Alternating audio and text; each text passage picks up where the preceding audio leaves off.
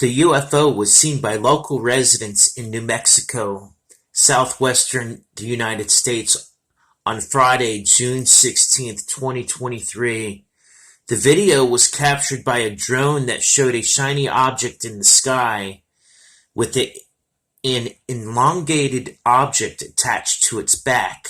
The footage attracted a lot of attention from UFO enthusiasts who were fascinated by the sighting.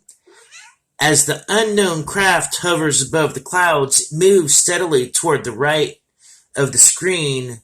Upon zooming in, two blurry white dots can be seen at the top of the craft.